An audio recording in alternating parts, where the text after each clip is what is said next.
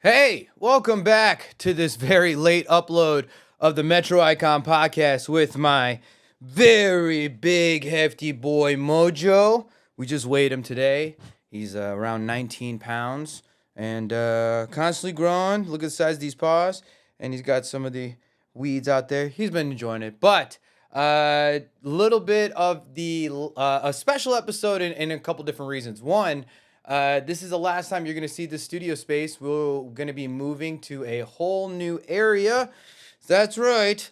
Getting away from 380. If there's ever a time for an air horn, is that right there. So, this is a moving week for us and the family. We're excited for the new area that we're going to be doing and moving, Mojo to his new home. But either way, wanted to make sure we also got this episode out. Yesterday was also the 2-year anniversary of me and my fiance Pilar's 2-year engagement. That's right. Going for the longest engagement in history, y'all. Let's get another one. That's right. So, that being said, y'all, we're going to go ahead and talk about the events you can still see me at this week. Bingo karaoke. I can tell you for sure it's at the Library Bar tomorrow, Tuesday, from 9 p.m. to 1 a.m. Not sure what's happening with Scout. I ended my 10-week run with them. They haven't given me any news. So just stay tuned and make sure you guys are looking on my Instagram and my website, www.theshowman.live, and then on Instagram at Shawn Kay Doitall. And now for the second reason I'm excited for this episode, because I am talking to my dude, Blue Label Johnny. This is our round 3 episode we have together. And we talk, this is post Honor Don't Care. We talk about kind of what happened between me leaving the show, his opinion and feelings on the whole situation since it's been. But ultimately, it was amazing to just connect with my dude that we've done so much together in such a short time. So turn your volumes up. Here is my episode, round 3, with Blue Label Johnny.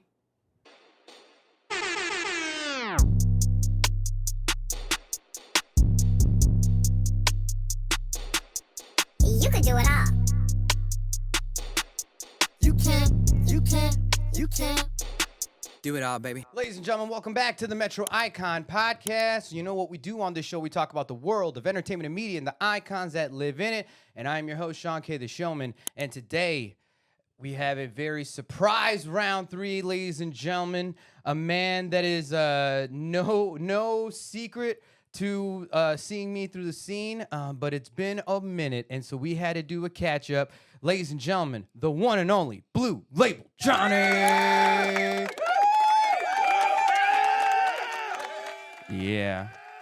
Honestly, I want to get an actual, one thing I do miss, I gotta say, is I want to now record an actual laughter track, but I need to make sure that you're in the fucking audience, because that laugh crack...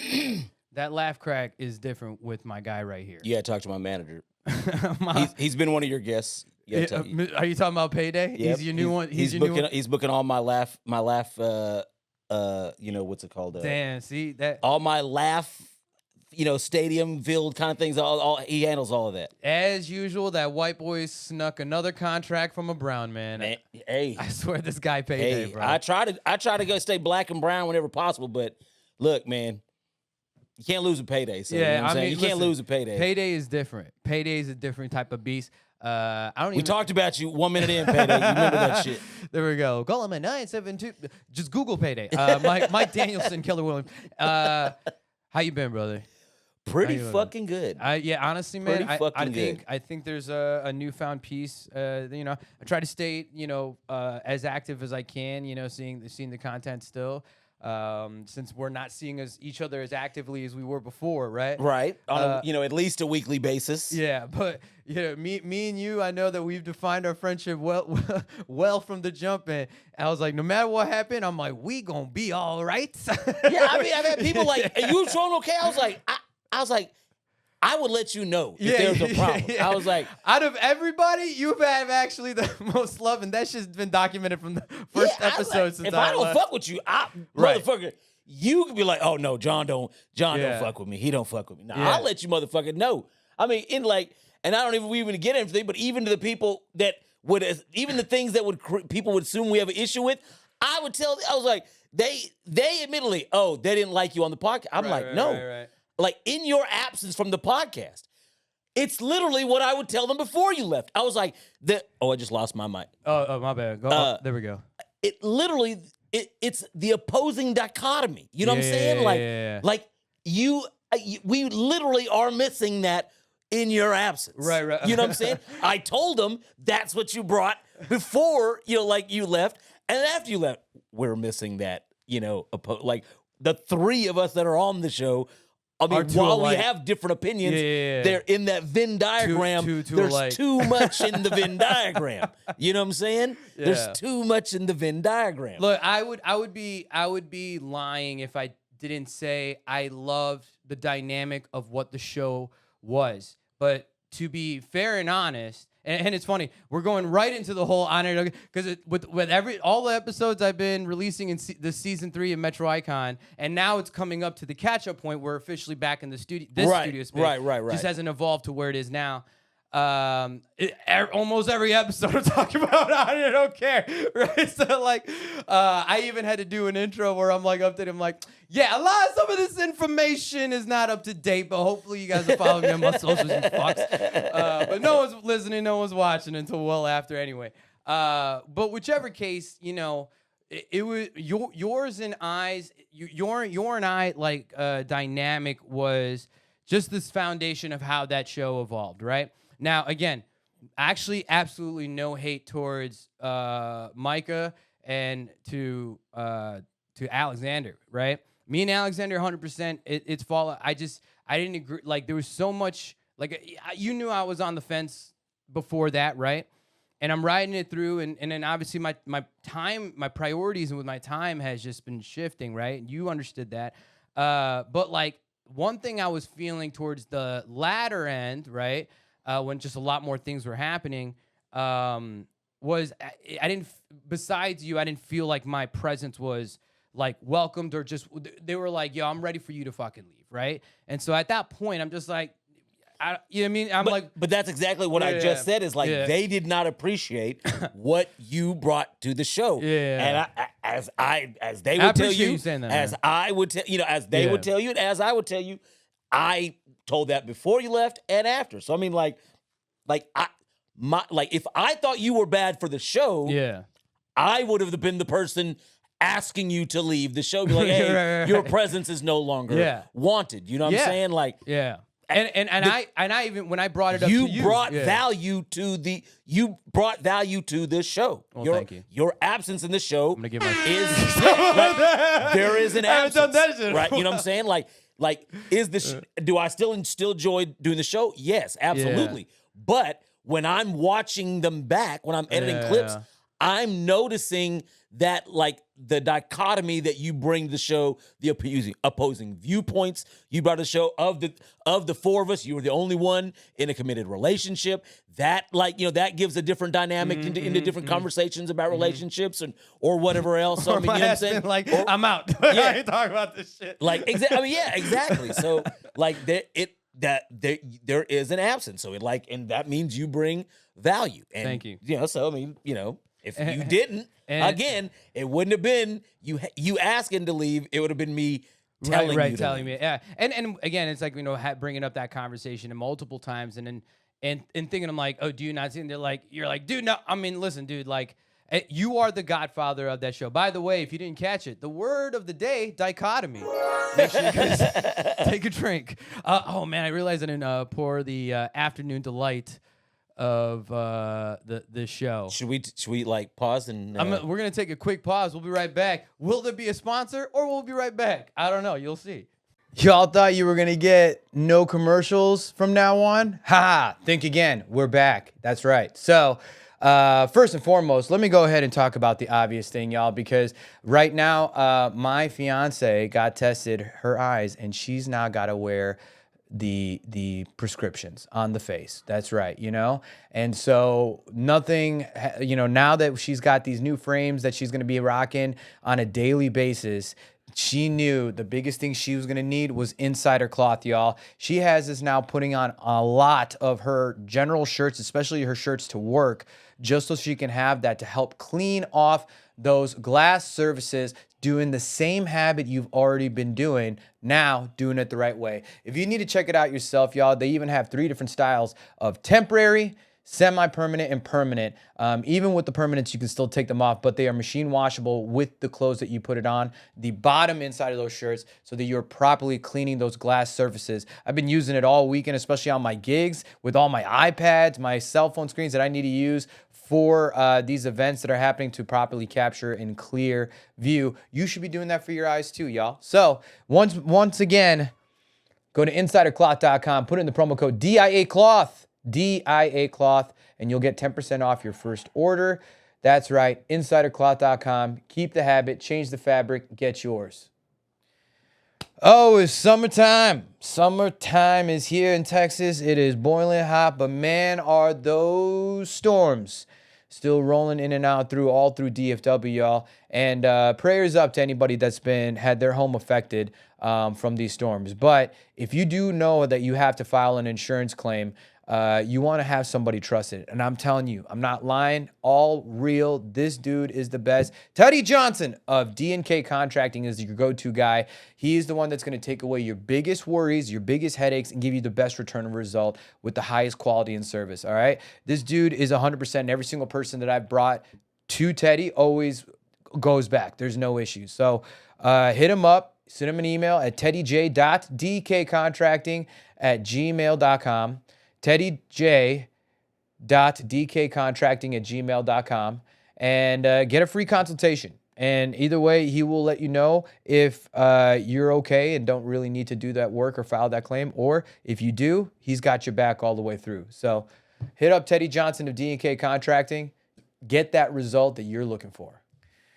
And it is summertime, wedding season, and I'm going in and out. DJ Illest is all over the place, and Do It All is officially taking over places outside of North America. That's right, we're going full international, baby. So if you got that event, private, corporate, birthdays, quinceañeras, silent discos, whatever it is, Do It All Entertainment is that elite service that's going to give you the best result for your buck, y'all. And I promise you, if you're looking to create memories and create moments that's going to make it happen for you and be able to adjust with any situation, Do It All Entertainment is your go-to. Shoot us an email. Check us out, doitallive.com, or just shoot us an email at info@doitallentertainment.com and let us know you saw us in the Metro Icon podcast. I'll convince Timmy to give you a good deal. And then DIA Media. All right, there's a whole lot of change and new dynamics you've been seeing throughout the seasons of the show, but always going up the next level when it comes to the creative and content creating process. So shoot us an email, diamediapro, if you have at gmail.com. If you have creative social media content, something that you want it done in the video production and creative content creating world, hit us up as well for voiceovers in both English and Spanish and many different styles. Don't have AI, have the real soul of a human being in your word. Either way, hit us up and shoot us an email at diamediapro@gmail.com. And I don't got to talk to Timmy on this one. I got you. All right. Let's go back to my boy, Blue Label Johnny, round 3.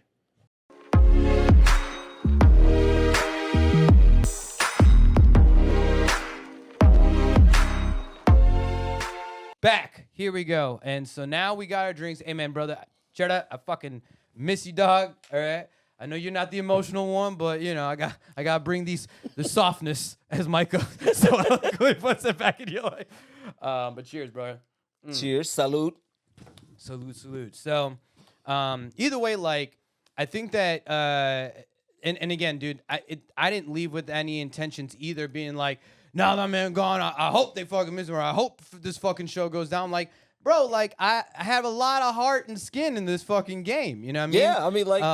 But, you know, it's and me and Alexander K have not had a single conversation since the roast. So at that point, it's kind of like, I ain't pressing for it, you know? And so, but again, it's like, if I happen to see him, or it does eventually happen, yeah, I'm 100% willing to have a conversation. But there's like, and it's funny, Surgeon's episode is going to be coming out in the next few weeks.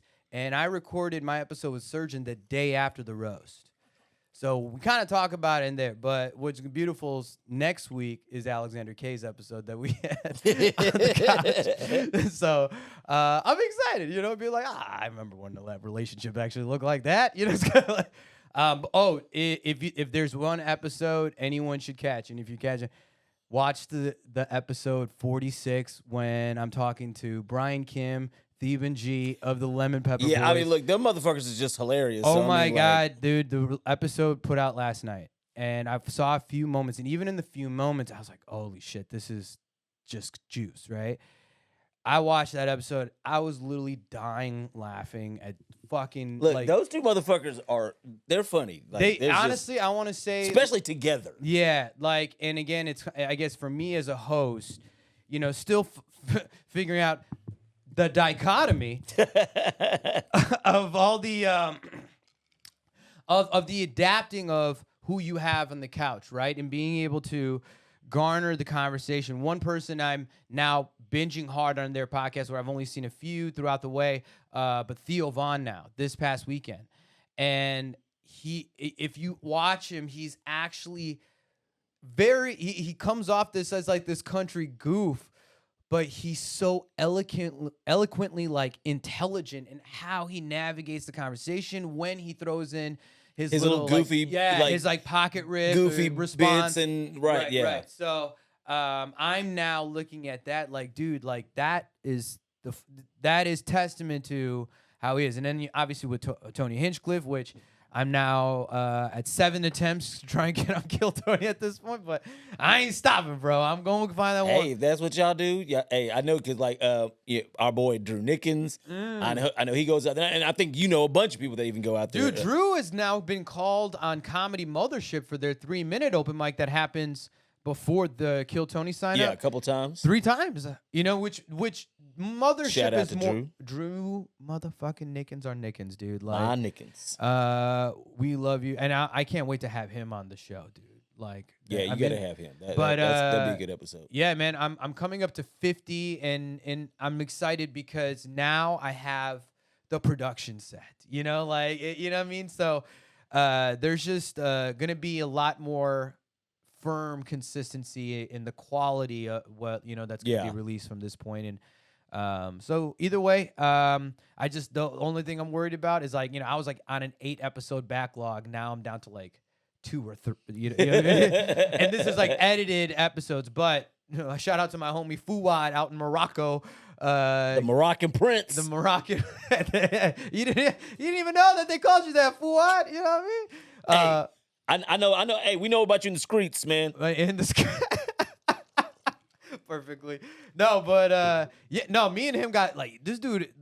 He's become a believer of the showman, and him editing it, he's listening and really. And now me and him, he'll like ask for life advice and shit. Like this motherfucker, like I went from my like episode rate to like he would ask me a question. I'll be like, hey man, you know what? I'm like, and I didn't ask, and he was just like, you know what? Next one's free. I'm like, yes. You need to get like a quote from him, so you put him under your like your inspirational speaker. You know what I'm saying? Motivational speaker, like, you know what I'm saying? Oh, dude, as one of a satisfied client. I'm gonna tell you this right now. There's a couple goals I have in the next 5 years that I have for myself. In part of my growth.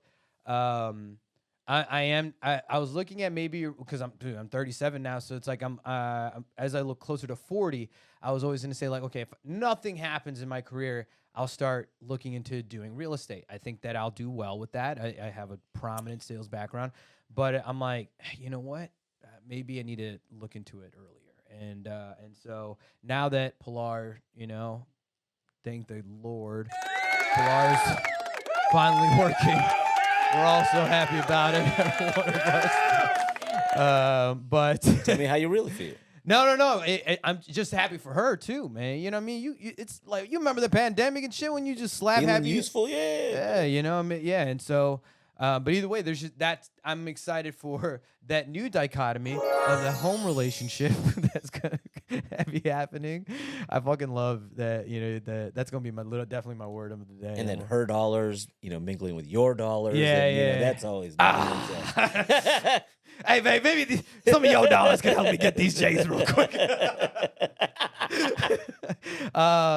So I'm assuming Blue Label Johnny still on that single game and running the flame. Yeah, but I mean, I don't know. Like I started losing weight. 2024 is only good. Like the girls. You look pretty good, man. The girls jumping back in the DMs, and you know what I'm saying. I am speaking to going down a couple of very nice ladies. You know what I'm saying. Yeah. You know what I'm saying. So it's.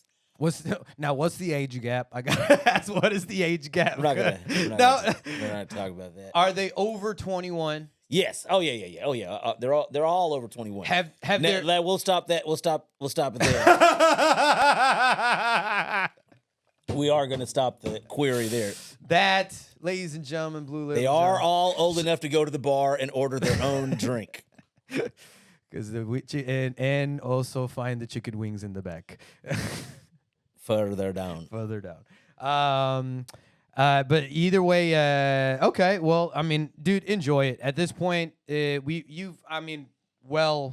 were. I mean, look, we've spoken like whether or not I don't feel love is in the cards for me. Well, now, I'm not saying that I'm saying no to it if it comes my way, but like. I'm a zero expectation individual. I'm sure I've said that even I think on my first time on this podcast. So like I have no expectation from anybody to fulfill any kind of need or desire in my life. So like if it goes that route, I take it with full acceptance and full I'm grateful for it. But if you don't, then I'm like if some girl like, oh, I like this guy better. Oh, mom. Please, please. Then you should definitely go over there and do. You know what I'm saying? Like, absolutely. I don't have any like ill will as it comes to the the modes of love of if it comes, it comes. If it doesn't, it doesn't. It's great. Because the thing is, I am living my best life. I'm about to be 47 years old. Your best life. Yeah, I'm about to be 47 years old in fucking July. You know what I'm saying? I'm loving my life, you know what I'm saying? And that's, I mean, like, would I love to have a girlfriend or a wife or whatever? Oh, absolutely. But I also haven't met a person that's just absolutely what I want. Right. So it's like, I'm not a person who's just gonna because look, I've been there. I did that in my 20s and 30s, found very, very beautiful women who did not facilitate me any further than that. So like to me, looks is great, but like I really want that woman that is my partner in crime type shit. My Bonnie, my Clyde.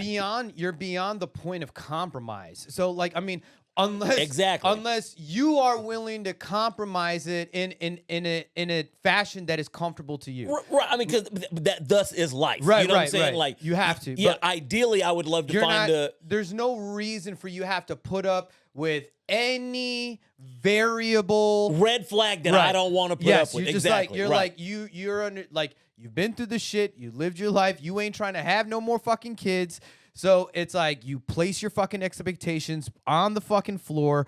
Oh, here's all the shit, girl. Like, because the bottom line is like someone can be wrong for you and not have red flags, right?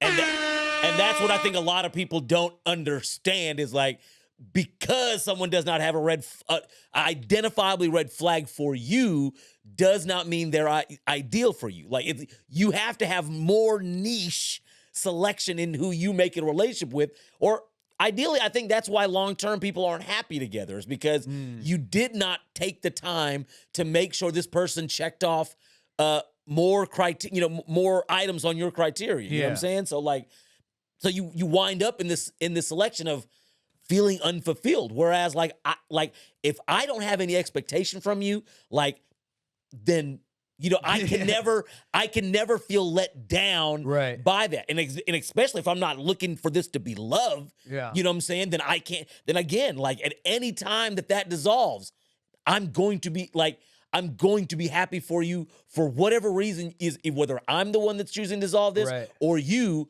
like, I'll be happy because it's just two ships, meeting in the night and partying in the night. It's like, if I don't have any expectations to go to the altar with you, put a ring on your finger for you to be, to just love me unconditionally. If I don't have any condition for you on that, then no matter where this goes, it'll be fine. Now, do I want to find that? But again, like, ideally, my partner in crime would be this woman that loves to write, produce, film, and so we can do that. Like, part of the game that you are passionately trying to drive your book and business and understanding in, having somebody that wants to be part of that, like, not like, keep oh, you at 8 organized. a.m., not at 8 a.m., oh, hey, babe, like, go enjoy. No, like, 8 a.m., we waking up, making coffee, and we about to grind this bitch out the rest of the now. But the slack side of that is, okay, will I accept a woman who I like, who we are compatible, but she is not all those things? Well, now that's the matter of concession that every person makes. Now, whether you're willfully doing that in your mind, it's like, she's not all these things I want, and I'm doing this, or you just, because you just happy because y'all, you bumping uglies and you're not thinking about what you really want out of life. You know what I'm saying? Yeah. Or your just general expectation for the relationship as well, right? Yeah. See, sometimes I think people, because you like somebody, you just start assuming that they're going to want your further line goals. Or, and I believe that this is more prevalent in women, to be honest with you, but and part of this actually leads to my point. I think that probably why you have a few choices right now, or like you are actually getting that I think the appeal. What I'm saying, this is also coming from the perspective of a former good friend that was more present in your life. Just still a good friend, just not as present. But I feel like women a lot of times give their attention or affection, especially to the guy. They always say, like, a guy's more willing to get a girl when his attitude is like, I just don't give a fuck, right? Yeah, naturally. I mean, like, and so the biggest part is like women come in because they see the opportunity and they obviously see the natural benefit, the value, right? You're a very intellectual, deep thinker. You exactly know your beliefs, your values, and you operate yourself 100 from start to the end, and you don't give a fuck when that end is. You know what I mean? And so I feel like a lot of women will like see another man. It's also not as emotionally, and I think that's the biggest thing. If you find a woman that you can actually emotionally like fucking connect with, you know what I mean? I think that's the biggest thing, I think, for you. You know what I mean? And so, but a lot of women will be appealing to be the one that you share that emotional output to. Like, in my 30s, like when I was starting to get more emotional mature, like I was in these relationships where like there are not these obvious red flags and they're extremely happy. And like, and it's not that I'm unhappy, but I'm not fulfilled, and I know why.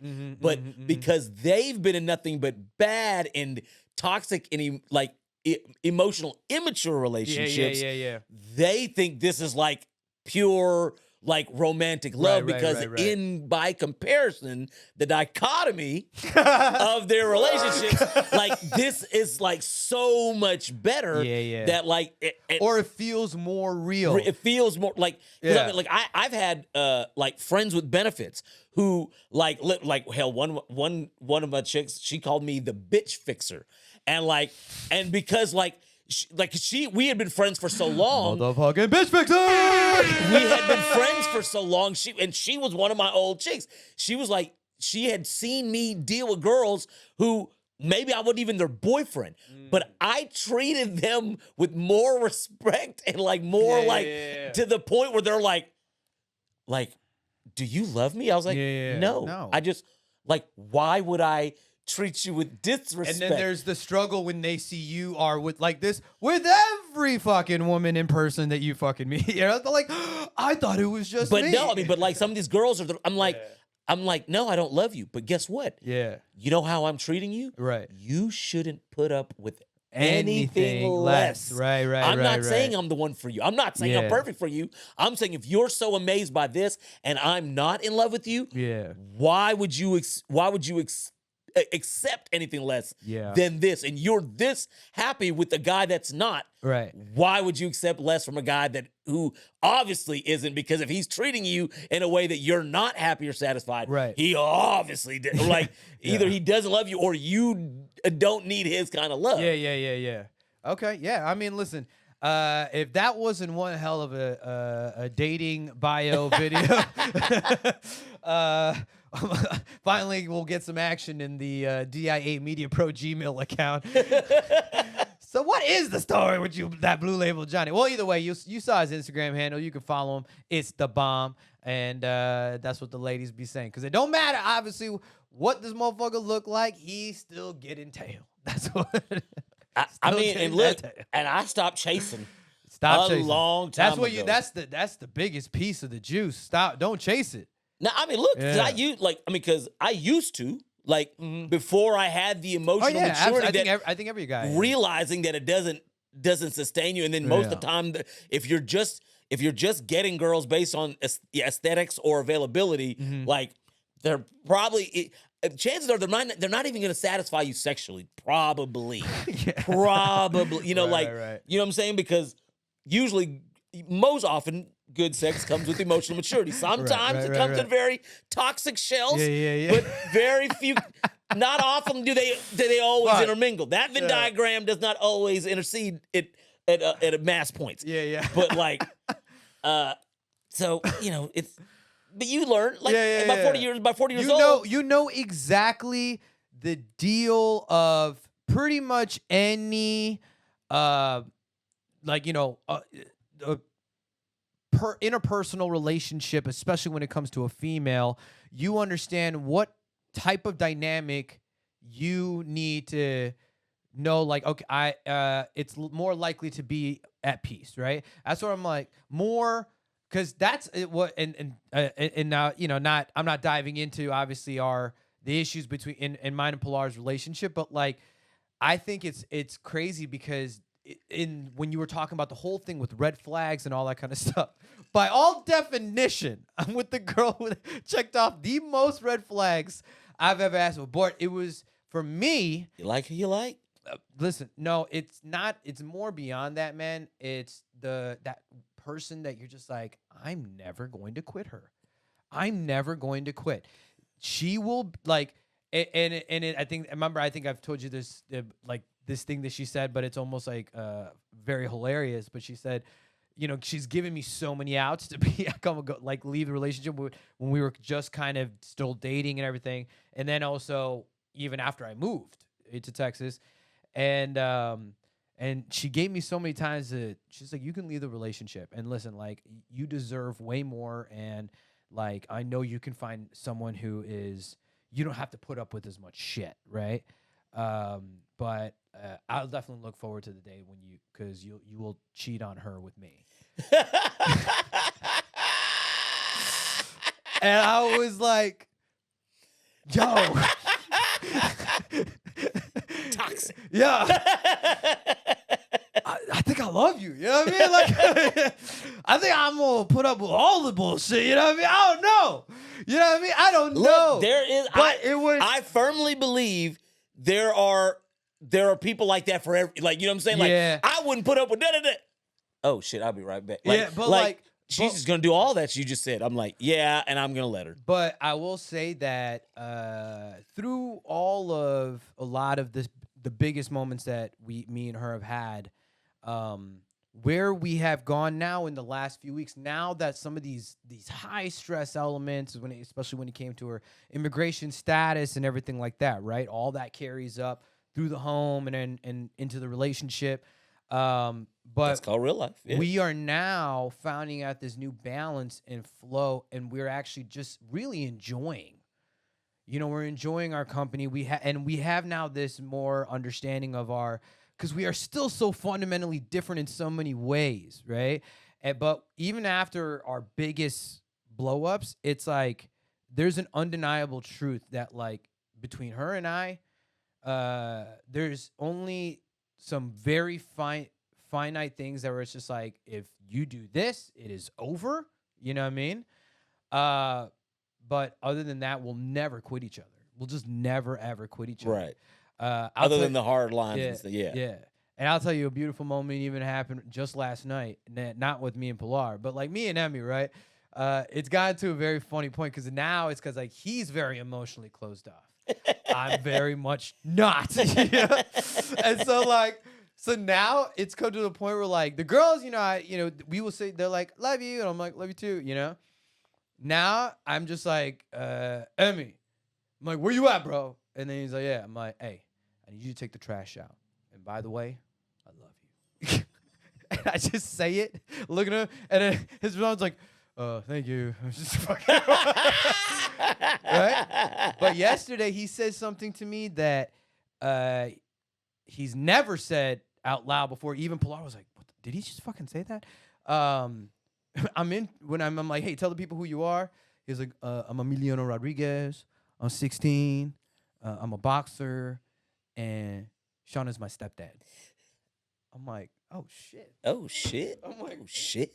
And then all of us were just like, I'm like, because like Pilar and the kids were all fucking spectating through the glass window, and then they would be switching out with the new one or whatever. But yeah, I mean, it's gonna be my shortest match.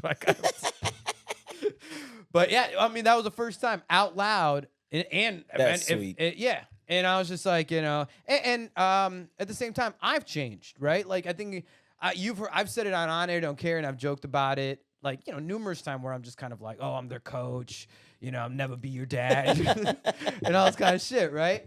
You said owner one time. Oh no, I said I've never referred to them. I've never had any kids. Owner. I never had any kids. Now I have kids. I never owned any kids. Now I guess I lease them from time to time. True. Like that's my bit. But now it's like, so now you own some. They are my kids. It's the same like argument of MK. She's not your daughter, but that's your daughter, and I get it. Look, she tells people I'm her father, so like, yeah. Now I don't gotta say it. She's the one that said it. Right, exactly. But like, and even the kids in the neighborhood, they're like, hey, Alyssa and Pilar stepdad. Like that's how the kids are now. Like that's how they communicate. Who is that? They don't say, oh, that's my mom's fiance. Right. They're like, that's my stepdad. And so I'm like, fuck, they got me.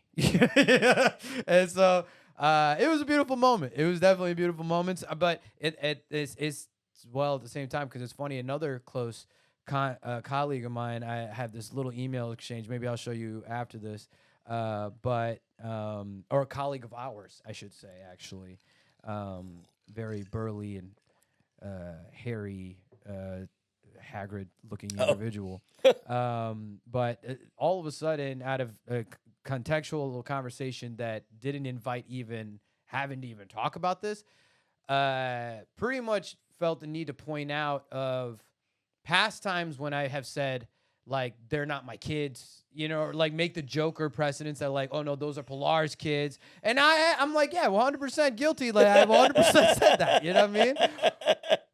But dog, you haven't talked to me in a minute. You ain't watching my new shit, nothing. You know what I mean? And so I'm like, you haven't heard how I talk to him about, like, I've changed, motherfucker. Like, I was like, and then he's like, it's a recipe for disaster. It's a marketing thing. I'm like, the fuck are you? You know what I mean? I'm talking about a potential, a totally business venture like type of opportunity to talk about potential creative plans and projects, but people in the Harry Potter universe are usually very volatile, so you know what I mean? Wizards, bro. They get into a Waverly Place. I'll tell you that sometimes, It happens. But especially you got Waverlys on your face, you're going to get to a Waverly Place, you know what I mean? But either way, still got love for that guy too. I mean, I still love him to death. It was just such a out of pocket type of, it was just one of those things where it's like, pretty much he was like, okay, you see me as a liability? All right. Good to know. Good day to you, sir. And the next day said good day. I said good day. How the parents, man? Good. I mean, they're still, look, time, boy. time is good for a lot of things. Time's bad for a lot of things. And age ain't one of them. So I mean, they're not bad, but I see them and I'm like, ooh, that's part of the reason I'm trying to get better in shape. Is like I'm like, ooh, I don't want to be at that same age frame and that kind of like right. health, Oh, dude, I'm having to start thinking about it. You know what I mean? Like, so I mean, like I'd rather get a grip on it now. That way, it's just something I do then. Yeah. And so, like I'm not, walk with a cane and everything. You know what I'm saying? I'd rather maintain this level at that age than, just because otherwise, what's the point? You know what I'm saying? Like if I can't do what I'm doing, if I can't do what I'm doing right now in 20 years, then Well, here's the difference. It's like me is like I want to live healthy enough to have a kid with Pilar. It will get to get our home state our situation to a much stronger place. And as well, especially financially, like get to a new growth point for both of us, and essentially evolve our circumstances and especially grow our family. I mean, the most annoying question, I don't know if you can possibly guess what the most annoying common question, not just from now uncles and aunties, but from every motherfucker who somewhat has a look into my personal life. When's the wedding date? You know what I mean? Like, I got tired of asking you that long time ago. Yeah. I'm like, listen,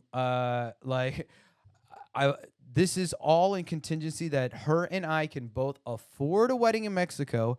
She can legally come back into the U.S. That's, look, sorry. First one is she can legally come back into the U.S. without no goddamn border bullshit. You know what I mean? No border bullshit. Galveston looking real good right now. But second, and we're not planning anything insane, like I ain't doing nothing remotely close to what my two business partners of Do It All, Timmy and Sonu, had for their wedding day. But being able to afford a wedding also means I can afford a bachelor party. So like that's like what my boy's like, dog, we got nobody in the fucking lineup except you, bro. Like, you know what I mean? You're our only hope, Obi-Wan. Yeah. I'm like, listen, y'all. I don't know, man. It's funny because like even in that world and realm and spectrum, like Pilar, her friends who've gotten married, they've had like backyard weddings and shit. They're from like the country. They would do it. They're just like, we just want to get married. That's like the type of. I mean, even Goshen is like an Amish country city, so like everything is just done simple there. You know what I mean? Like, you want to go to the banquet hall, you go to Elkhart. That's the type of town. But like bachelor parties or bachelorette parties, like they would go to whatever, Latina club night or whatever, something more local. Maybe they'll go to Chicago. You know what I mean? But nothing. It's like within a few hours. They're not doing nothing massive. They're just. Every bachelor party I've ever gone to, it's like Colombia, Rio. You know what I mean? Like that. I mean, it's only actually no. My boy Ian's. We were at Big Bear in California, so that was pretty dope. Because the only out of state bachelor party I've ever been to is Vegas. Yeah. See, well, I did one. I did my boy Reels there, and I did one in Miami. But I was like, I mean, even then, like, I don't think any of the guys who went on either one of those trips were prepared to pay the money. And that's why we go to South America, because you can bang for a budget when it comes to. Oh, really? See, I didn't know that. Oh, yeah. Everything is like much cheaper. Like everything is much cheaper. Like really? Excursions, food, hotel, like your travel. When it comes down to it, you will spend less money. Like, It really isn't that much. A lot of times you can find a lot of deals going to many different places of South America. Costa Rica, Cancun. Damn, I'm going to look into that. Colombia, like Medellin, Cartagena. I got to get my passport back up to date. Oh, yeah, that's big. Yeah. The last time I had an you never know, man. Especially when with the talent agency and shit, you never, like, they'll be like, hey, you need a valid passport because this job could potentially be overseas. I'm like, oh, fuck, yeah. But I'll say this: not having a passport fucked you up. Like the kids don't have any passports, and we ended up disqualifying for a Disney Cruise Line commercial for like as like a full family, bruh. Let me tell you, all right. this obviously didn't happen and it didn't go through. Like no less than $1,500 a day per person for like an 8-day cruise, dog. God damn. Man, y'all fucked. Y'all dropped the bag, boy. Y'all. Those kids' mother was supposed Now, to. 5 minutes ago, you said those are your kids. Y'all dropped the ball. Oh well, no. Collectively. This was this actually happened right after they moved in. Okay, so. Are you a lawyer now? Well, I'm just saying I don't have any legal precedence to even help push them damn passports. Sounds good. You know what I mean? But she does need a ride, so I haven't given her a ride to the passport office. There's still time. We've been focusing on all the Texas benefit forms. If y'all looking for her, I know where she at. Yeah. Oh no, we good now. They can't send us shit. Just got that work permit card, you know. Flash that bitch in every fucking state trooper in this fucking goddamn state, bro. Abbott can't say nothing. Shit. Abbott can't say shit to my girl. Is he the one, who's the one in the wheelchair? Is that Abbott? That's Abbott. Yeah. You wheel your ass somewhere else, Abbott. Abbott and yo peeps can't say shit to my girl. Pretty much American. Almost pretty much. Ish. Actually, and that's an inside joke. Pretty much. Ish. Pretty much. We say between me because that's the catchphrase of her oldest brother Arturo. And when I was proposing to Pilar, and I was asking for like their dad's blessing like the night before, pretty much. And I drove all night. I was like literally like haven't slept for like 19, 20 hours or some shit at this point. And or no, more than that, like a day and a half. It was crazy. Anyways, I asked her oldest brother Arturo to translate, right? So, to dad. Yeah, to dad and shit like that. And her dad can understand more English. He just refused to speak it. Like, motherfucker is Spanish till he muerto. You know what I mean? So he wouldn't lower himself to speak English. I ain't mad at him. He's like I get by. You know what I mean? Like, it's like I love that dude, man. Señor Papi, me te amo. You know, but everything I translated, you know, Arturo would say it. I know he was like properly translating in Spanish, right? Her dad would say something, and like Arturo would say the same thing over and over again, and just throw in pretty much. And so like her dad would say like a response, right, to what I'm saying, you know, after translated, and then her dad would say the response. And let's say like the dad's response was like, you know, the kids have been through a lot and Pilar's gone through a lot, and I want to make sure, like maybe he said this the first time, and that they're okay. And then that was literally, then Arturo would be like, pretty much,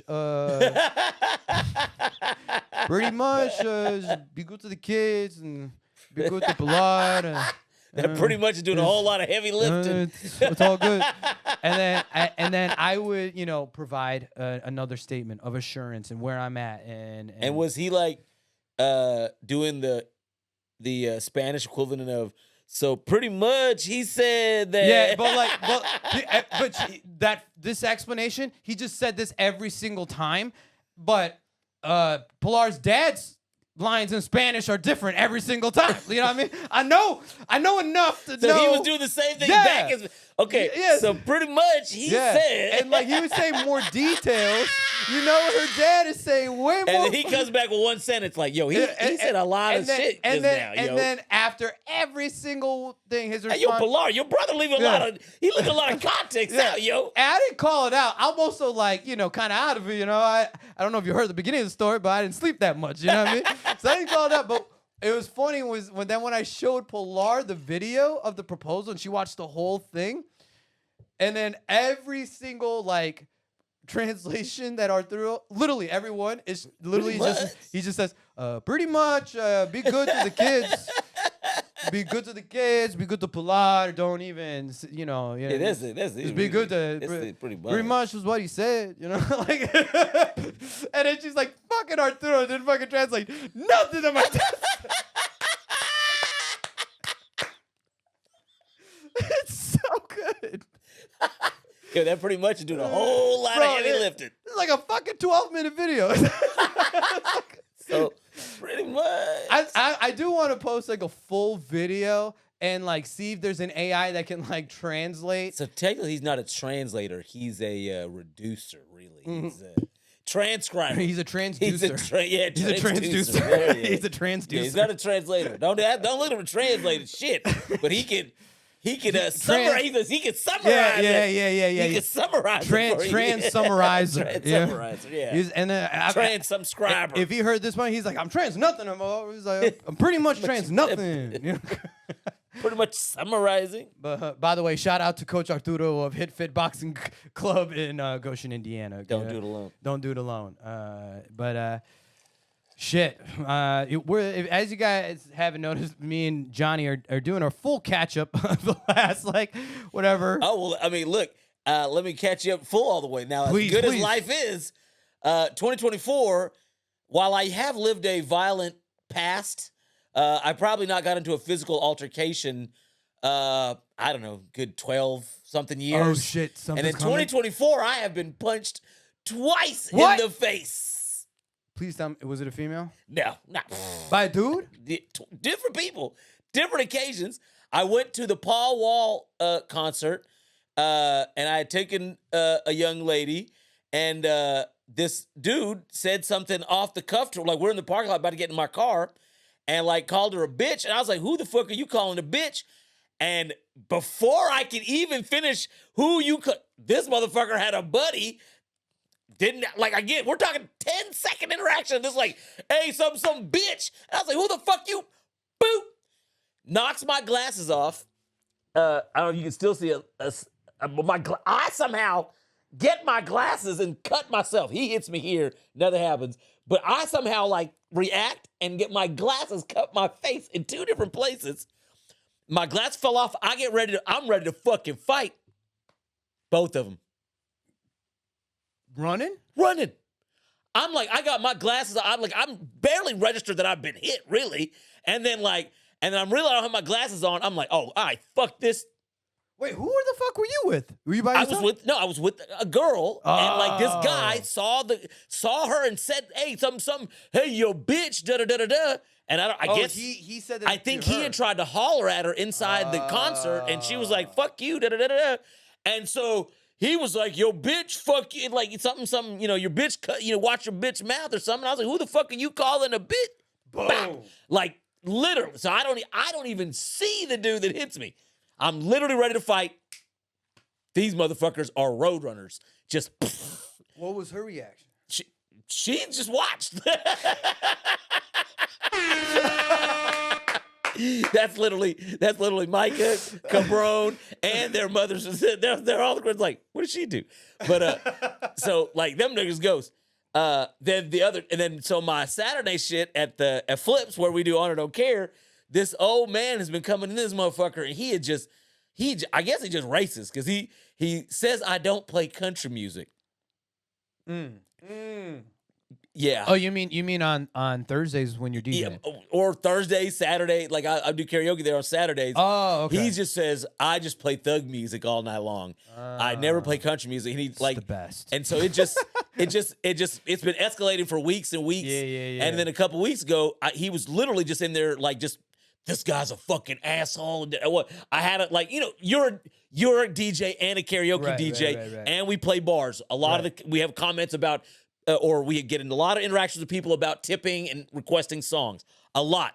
This guy, he's like, why do you always play this bullshit? I was like, and I had a tip jar full of people requesting songs. It's like 11:30, 11:45. I'm like, dude.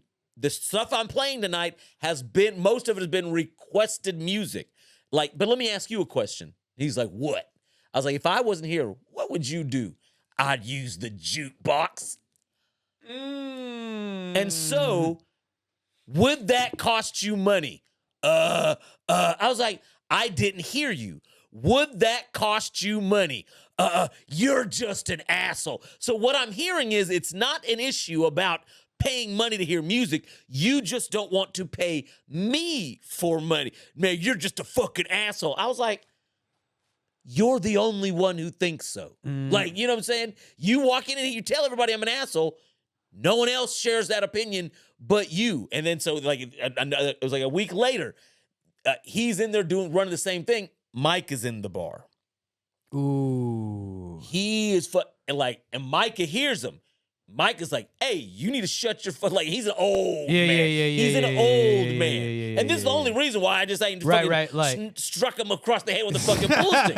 It's because he's just he's an old man. And then so like so I'm like, Micah, calm down, da-da-da. And then so like, I don't know, an hour or two later, I go to the bar, get a drink. Micah's over there with me. MK's not there the night, but a lot of other people that comes to see Micah's mom and stuff, they're all in there. And he walks over to where we're at. And I'm just like, hey man, what is your I'm just like, what is your deal? Yeah. Like what now is your trying, you're like deliberately now when I'm trying to de-escalate your bullshit, right? You are now coming at me like you want me to do something. And then so like, and now my son, who you can account to as a hothead. I understand. I'm at the edge of my seat. I'm like, what the fuck?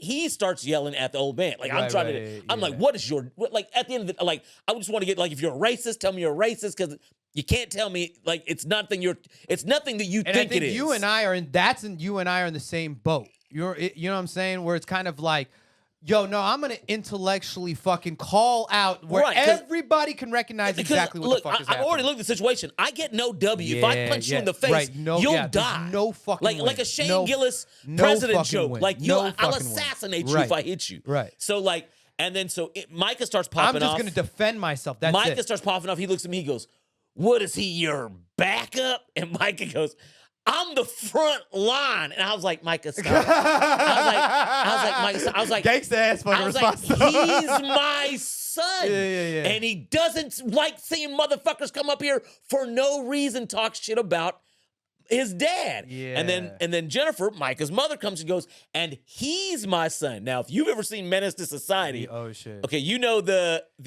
scene in the beginning where they shoot the Asian man? Do you know the scene I'm talking about where they shoot the Asian man in the very beginning in the convenience store? Like, yeah. I feel sorry for your mother. Yeah. Well, he goes, I'm sorry, and I knew the rest of that sentence, and or the gist of where that was going. So I was like, okay, brother, like it's time for like you just to come over, like not like fighting him, because like you're either Micah or his mother was going friendly, like, let me save you, dog. Either one of them, that next part of that yeah. sentence, depending on what he said, was probably going to dictate. If he said something about the mom, probably Micah. If he said something about the son, probably the mother was going to knock him off the map. So I said, let's go over here. At that instant, he punched me in the face. And then somebody gets in front of him, and I take my glasses off. It's like Kill Bill. I was right by that pool table that's by the bar over there. And then I just snapped. I went after. I grabbed him by his. He wears this. You ever seen Superbad? Oh, was it the fucking vest? Or, oh my God! I call this motherfucker Aladdin every fucking time. I was like, "Look here, Aladdin! You McLovin looking motherfucker!" I was like, "You look like take the fucking vest off. You look like Aladdin." Like, as soon as I grabbed him, like I say 5 people. You hear Micah tell the story? He's like, then 35 people grabbed my dad, which it fucking felt like. I mean, like I was not gonna touch this old man, but when he punched me in the face. Yo, I had this arm grab, somebody grabbed my neck, some bitch grabbed me by the shirt. I still took this old man from the bar corner to the front door with people at my chain. Somebody snatched it still goes on the record. Somebody broke my chain, and then they pushed him out the door. I just looked at a bunch of people grabbing me. I was like, if you motherfuckers don't let go of me, I was like, I'm about to start beating y'all. I was like. He hit me and y'all are holding me, motherfucker. I was, ooh. I think they're just saving a life. I think that's. That's sure. You know what I mean? They were about to lose their own. Yeah, right. They were about to lose their own. That's crazy, bro. I thought you were about to tell me that like Micah like he finished that motherfucker's sentence at No, some because point. that's the thing, I didn't want- and then when Jen came into the picture, I was like, did she crack a lazy vodka? And over then, like, something? and there were thing was like, I guess there were a bunch of people thinking that like the old man was the target or whatever, and then like, and so like I sent Micah home. All the white people. But yeah, I sent Micah all home the white because I was like, locals? because there were people like popping off, and I was like, dude, he will fuck you up. Okay, Was it the white patrons that believed that the old man was not even. I will say 98%. But like, so glad. I was like, however, they weren't primarily from the Caucasus Mountains. So I call a spade, you know what I'm saying? Like, they weren't all white. well, either way, it's cockroaches. Primarily. It's cockroaches, dude. Oh, my The goodness. accuracy is cockroaches, bro. So, yeah, I mean, look, 2024, but I kind of been feeling that, like, hell, even when you were on Under Care, it's just like, there are just so many moments and altercations listen, just how many pushing times, me to... How many times you been punched when I was around? None. I'm just going to say that. I'm going to say that right now. You never been punched in the face hanging out with the showman. That's never happened, not once, okay? You Although know? I do got to bring it up to...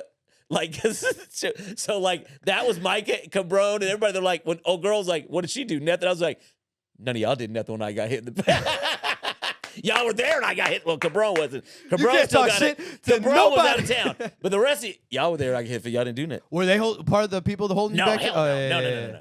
Like, oh no. So like somebody somebody swung a pool stick at Mike. Like Mike did a roundhouse and Wait, was going to swing it to you or him? Oh, I swung it up again. There are people that thinking the old man's the target, and like while I was like with the old man, somebody like Mike had to fucking grab a pool stick that was getting swung at him. What the fuck, man? Dude, this is exactly what I'm so happy I fucking left. I'm sorry. I'm so fucking happy I left. Remember, I even had a conversation. I remember in the group chat, and I'm like, listen, is it a point? Can we just look for a different venue? I understand the parameters and the reasoning. And look, but that's the thing is, if somebody's paying money, we would have left. Right, but again, for me, it was getting harder and harder to see the value for the time invested for me, right? That's what everybody got to do is you have to make your own personal account. By the way, I do have to share this because definitely, I caught the Honor Don't Care episode the following Wednesday, right? Dude, I can't tell you, I didn't start laughing harder than when Micah was like, I had a great weekend. I woke up to fantastic news. I was like, I literally was in my car listening like, I knew it.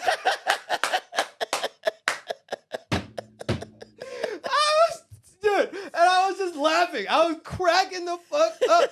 I was like, this young motherfucker still didn't get it. You know what I mean? Like, but whatever. You know what I mean? Live your life, Micah. Live your life.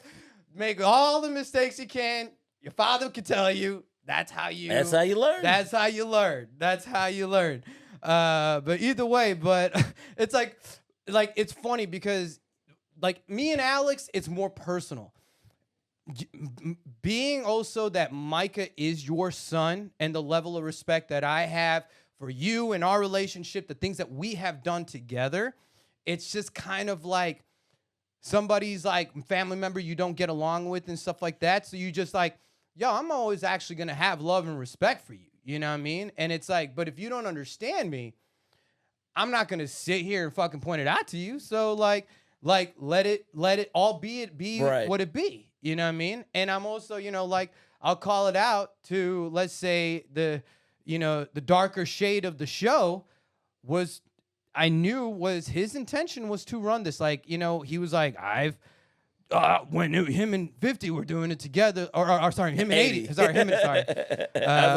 I was like, I wish Curtis Jackson had been a part of the a topic. I want to talk about a 50 Cent response to Diddy and everything. When you and 80 did, he talked about how badly he wanted to be part of that dynamic, and now, to me, it in just repetition and evidence to me, it just shows like, oh no, he wants to dictate a lot of that remnants, but be that new entity. And I'm like, listen, bro, if you die tomorrow, you know what I mean? Like, I don't know, because I'm like, On Air Don't Care is nothing without Blue Label Johnny, and that's how I always fucking saw that show. It was that show is nothing without Blue Label Johnny. And again, and is like any type of unbiased and fair critique of episodes of the latter, right after I left. I appreciate you saying the argument. I would never say that. I do applaud you though on trying to like organically continue, like maintain or recycle or rebuild or redefine the new dichotomy or help to really find that thing. But yeah, man. I mean, honestly, like, however, and that's the thing. But you guys are bringing on more guests, so I think that's kind of been. I mean, that's really, just what we're gonna do. But I mean, like, I think organically we may bring it back. We may take it back to what you have now. Is like take it back out of the bar setting, but do a guest thing, but like take it out because, like, I mean, especially. I mean, bro, how does this feel? Yeah, like, I mean, this is great. I mean, maybe come on. Let's talk about this new setup. No, the new setup is great. The fucking mounted lighting and everything. Yeah, like that's studio shit. Like you alleviate the space of light stands, mount them on the wall. No, this is now. I would, if we're talking about that, what you do need to do is get you a little bit of lighting from the lower ends to hit your guests from give that little rim light. Like see what your sign is doing right here. But like, actually, no, I'm actually kind of dark. Yeah, well, your Metro Icon sign does that for you. So you know what I'm saying? It gives you a little rim lighting. But that means I just have to find an extra like pair of lights or something like that. But because that's the one thing is getting the light bounce from this side as a reflective kind of shadow, But I do hear you on that. So again, you understand the game better than most. It's just that like, listen. Tune in so you can just see the evolution. Oh, they didn't have that last time. Oh, man, that looks fucking better than, you know what I mean?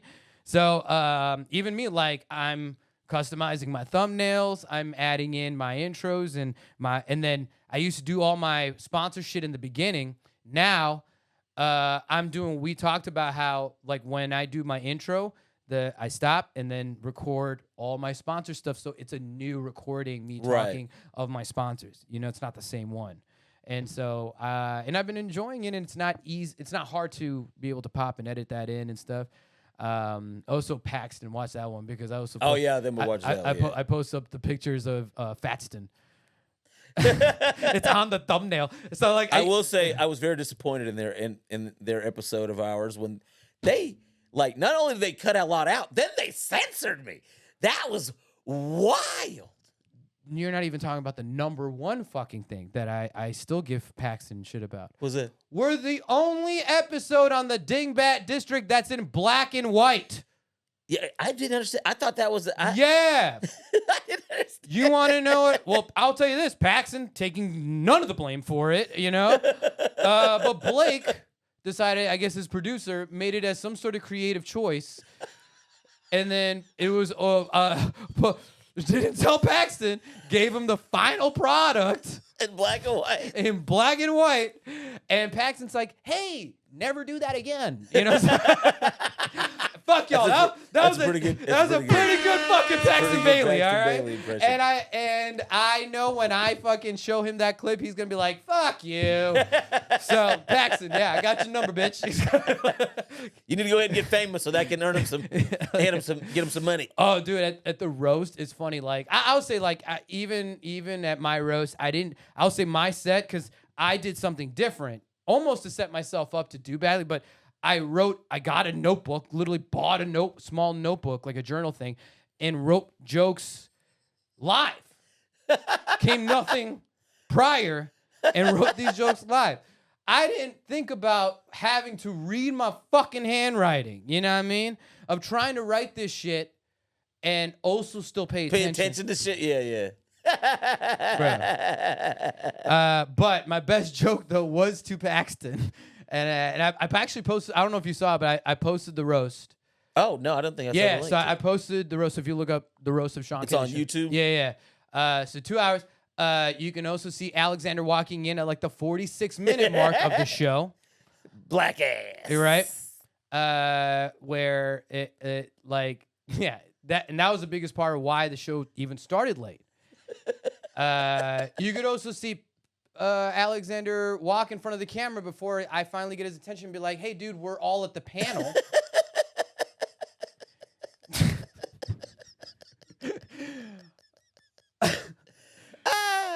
And then, oh, God.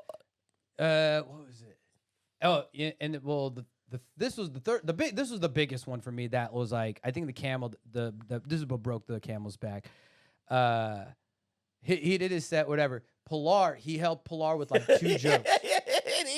I wrote that shit. Corny.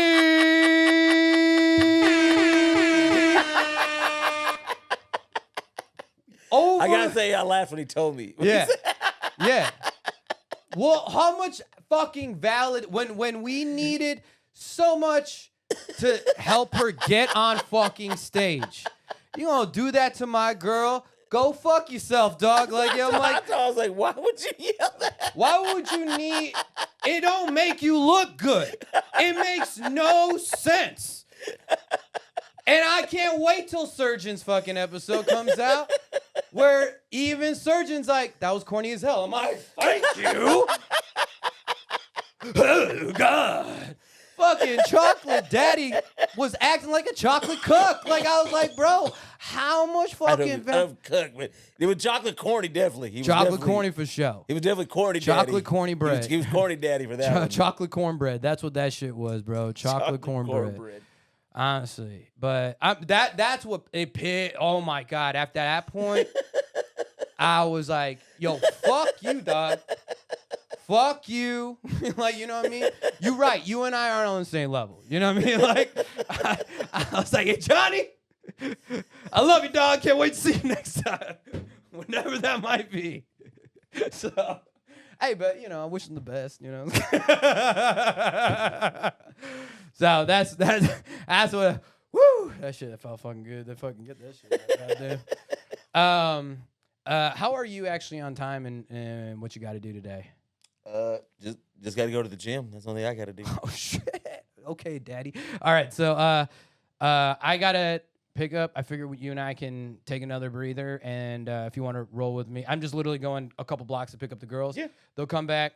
I'll put on a Planet documentary, and we can close this out. So we'll be right back and take advantage of these amazing sponsors here on the Metro Icon Podcast, y'all. Don't go away.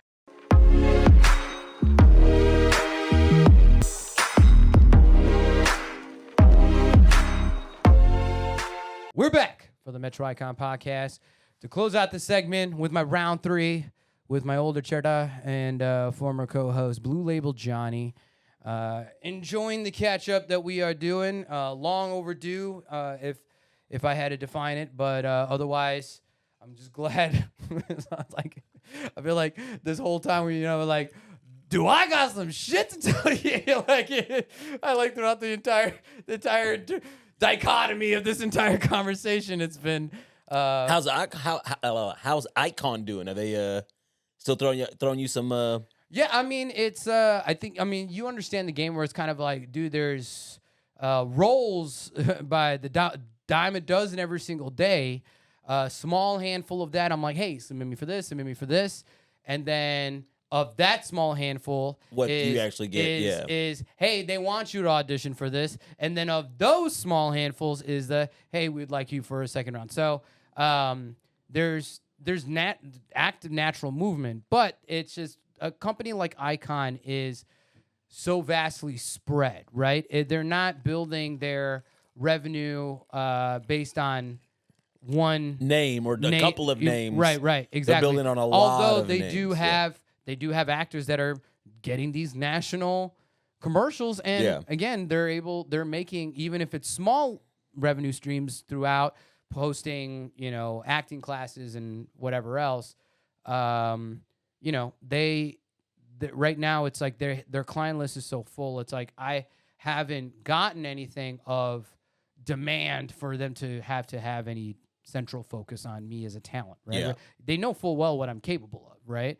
But again, it's not their call. They can only shoot so much, right, for us. So I mean, the tough thing too is sometimes it's like I get calls for like auditions, and I'm, running a full day, and then there are things like, hey, you need to submit it just right away, the quickest. You want the casting director to see it in this time frame, right. Like in the quickest time frame, like be one of the first leg of possible auditions coming in. You know what I mean? And my time's just not as flexible, so I'm just like, when's it due? It'll be done before then.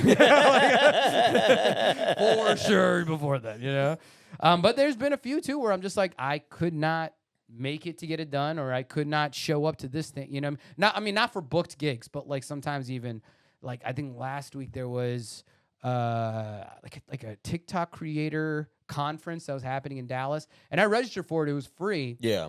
But like I just could not sacrifice the daily earnings for just attending that event. You're right. And then also just it's downtown Dallas.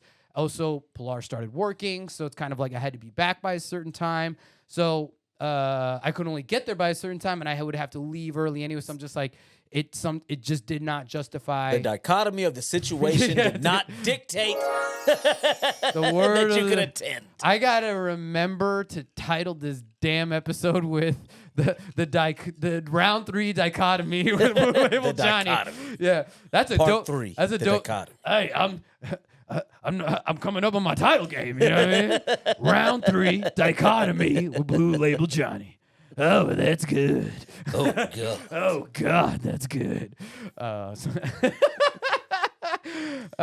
love. Anyways, man. So what is? I mean, right now, man, you're on an even flow. Life is good. There's nothing to really complain about. I mean, just you're living a happy lifestyle. Is there like any progression paths, maybe creative projects that you're kind of I decided to start. I'm in pre-production on a very long held idea I have had that I was hoping to make into a film, but like that budget would be. We're talking like, you ever seen Arnold Schwarzenegger End of Days type of, like, yes, it would have a little bit of that with, whatever. It's very, very much into the Christian like mythology and then Arthurian legend and end times, but it's like but then it's got a whole, like, us Indians, we got to give it some kind of twist ending at the type shit. But anyway, I was gonna make a movie. Anyway, I started I'm like doing all the characters and all the work and I'm probably gonna do it like sparsely, like in small portions, and then at the end put all the portions together, and that formulate a movie. So like somewhat of a mini Sopic episode series, Right? Like I drop it, yeah, like fracturally, episodically, Sure. Right. but they all build up to a whole. But again, it was an idea that I really wanted to do in a movie, but I don't think I'll ever have that kind of budget. But I can do whatever the fuck I want with cartoons, and I'm learning. Like I've been for the last several months. Yeah. You've been jumping higher into the animated game. I think in the latter half of our working relationship was you were heavily dipped into like the whole animated game and the new AI programming of. So along with creating animation, there's a lot of ease in the use of 2D animation. Yeah. There's a lot, and then with AI, with 3D, like as I learn, it's even becoming like literally almost daily easier to create images. So like I will have alone be able to some point in the next year and a half, like do this. Like it only gets easier the longer I like some things it gets harder the longer, like, in the past, some things the longer you do something, the harder it get. Well, no, like every day something that I'm doing is like, oh, well, this now just makes this particular aspect of this job even easier. So it's like, well, I mean, I do see you're getting your fair amount of practice in. I mean, aside from like creating little like animations to songs that you made with 80, and then small animations of girls that you fucked. So like, it's there's at least practice of being able to really like, hey, I'm ready, because there's a new animated show on Netflix, Good Times. It's like a black animated series. I think Seth MacFarlane is a producer on it, on the show. But man, it is okay. If for the season 1, this Inception, it's very the comedy, man. Like, and I think it's black writers, but it is heavily almost satirical to like Black hood struggle in a sense, but like the comedy is I mean, but Good Times was kind of that way too. The original show was that way. Like there were real moments in the show, but the characters were caricatures of the Black, American existence. And I believe it could be good, but it's almost like I would say the animation, it makes it harder for to receive that level of comedy, because it's like first season of Family Guy, you know what I mean, of what that animation where you're like, oh, but the comedy is good. I do feel I kind of understand, because their animation style, while I don't think it's bad per se, it's very busy, and it's like, you know what I'm saying, like with what they're trying to achieve, I think a simpler animation style would be easy. Like, because like I watched the first episode, but I was not invested. It didn't draw me. It didn't draw me. I don't think it was bad per se, either animation or the comedy. But like the comments that I've seen from people are very torn. Either people really loved it, or they like thought it was exactly like still racist. This is racist, and it's just making a and again, it was from Black people, both opinions from Black people. So it's like. You know, who's to say they're right or wrong? But I think if for what they were trying to go for, a Simpsons, a Family Guy, because those shows, you know what I'm saying, like are very, very funny, but they deal with all kind of themes. But the animation style, for the most part, is very easily to look at.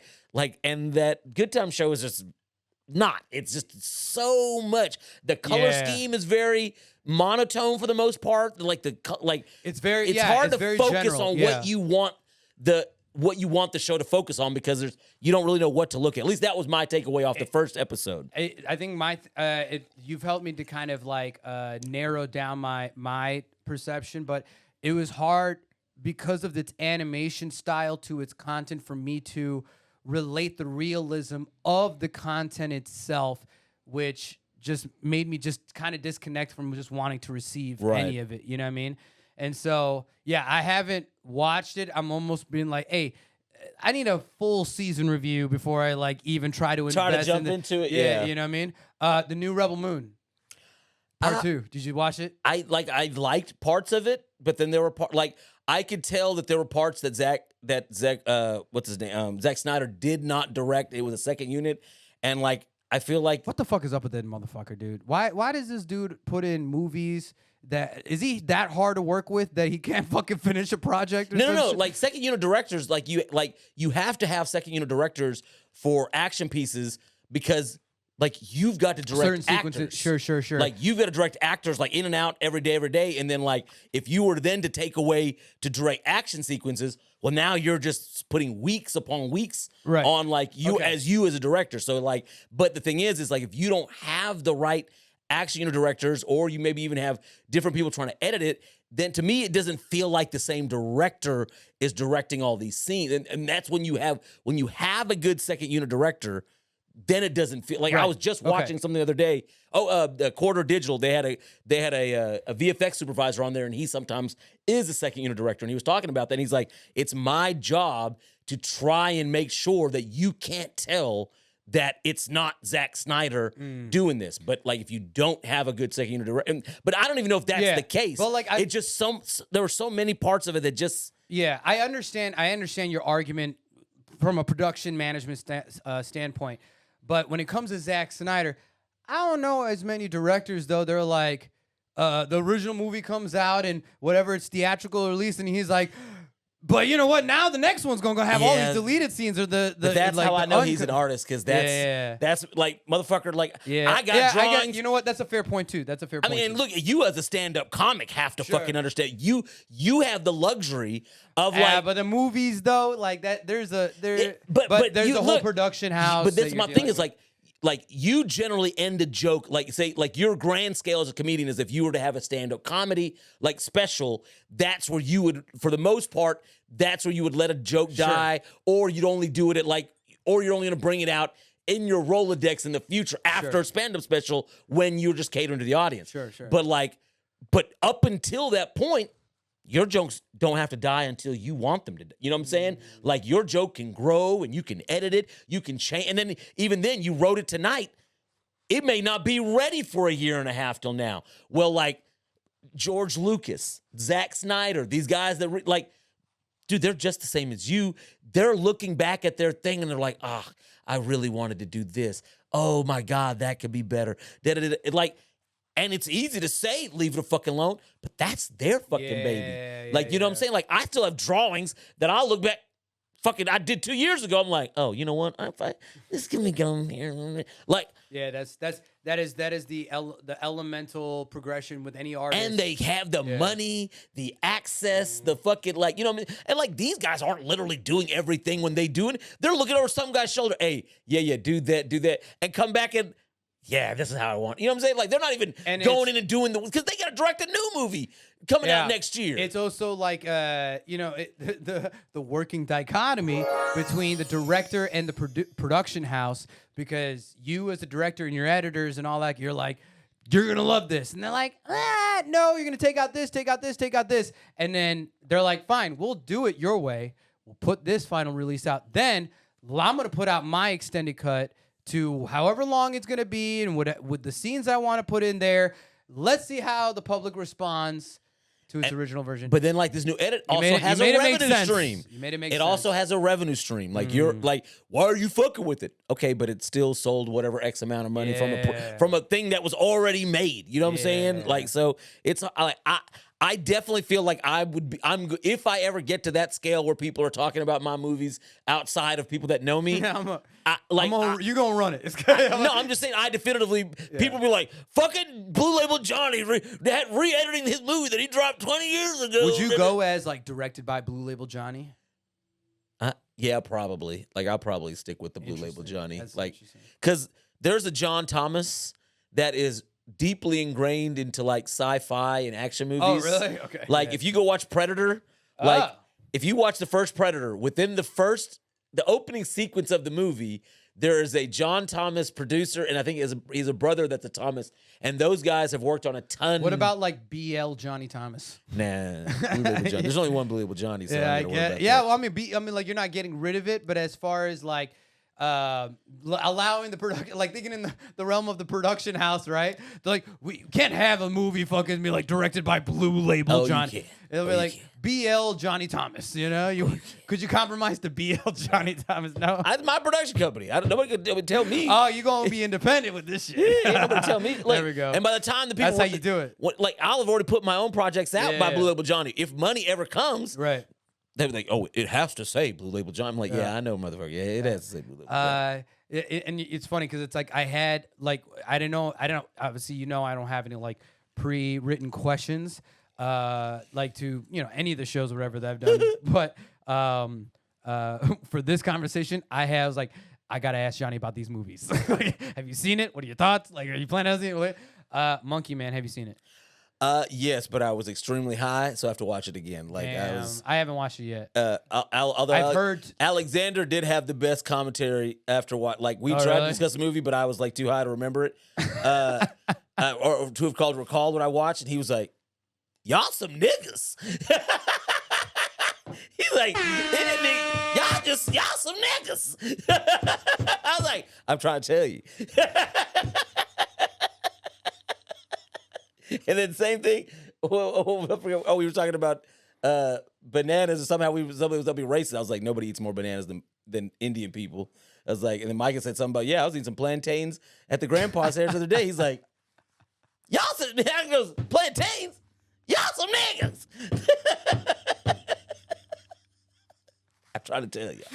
He's been trying to tell you. 2 strokes from Africa, y'all. I'm trying to tell you. I don't know why you responding like you're surprised. That's the only thing that makes no sense to me. Yeah, the thing is, when I tell especially people in this country, I was like, because you're judging Indians by the people that are here. If I took you over to Kerala, y'all some niggas. This is India? Y'all some niggas. I'm like, I'm telling you. Listen, like, you judging Indians by doctors, lawyers, and engineers. Oh no, we got a whole lot of everything else. We are still over there. We are like, don't judge us by the top 1% of our ethnicity. Our people are greasy and sneaky. That's one thing they are known for.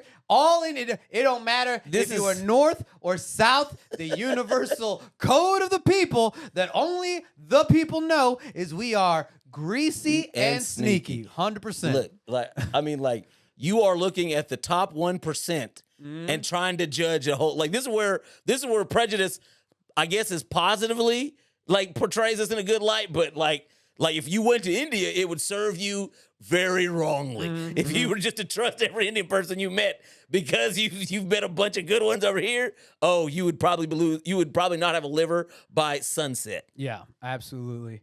And then I thought I had another movie, but I think But no, I also I have speaking of guests that are on Don't Care, I have one of them that we were working on a cyberpunk kind of like just a little concept, just something to put out. Like, I mean, because I've just never done that. But like, and I think it's going to be pretty big. Like with the cyberpunk game that came out last year.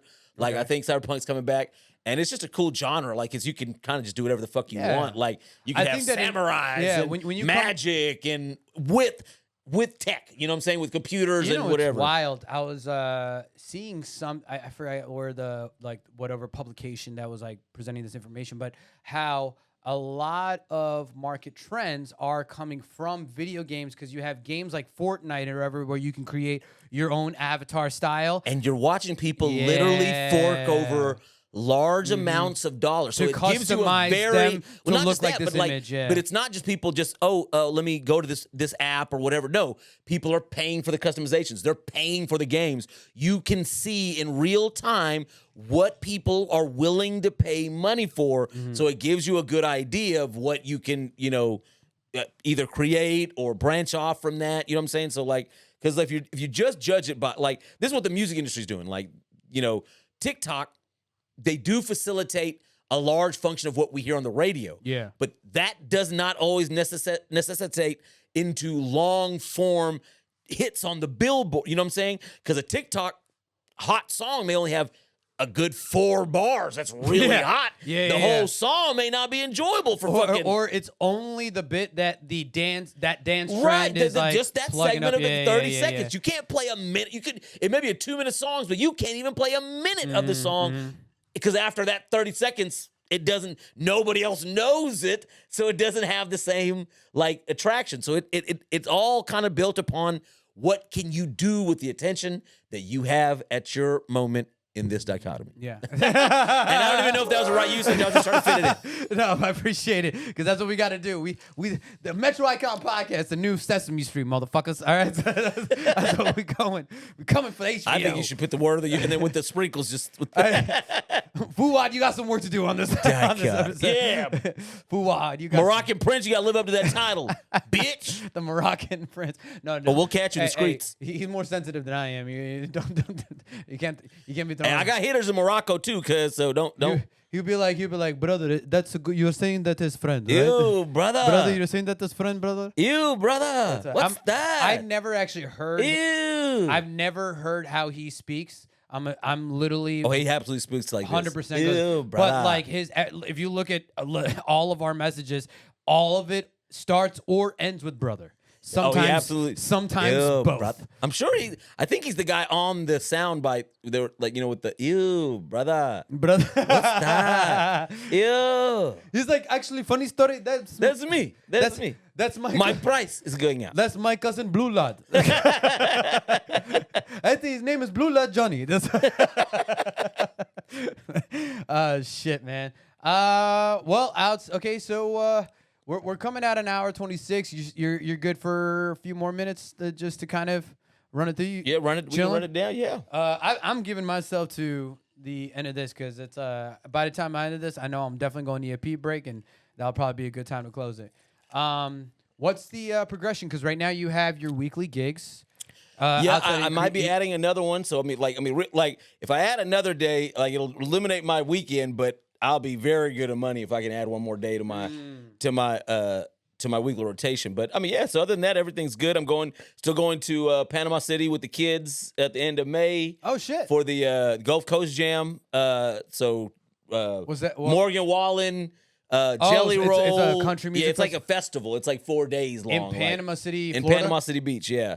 And so it's like Morgan Wallen, Jelly Roll, Parker McCollum, and Cody Johnson, and then a bunch of young upstart. I don't think I've ever met any person that can possibly have anything negative to say about Jelly Roll.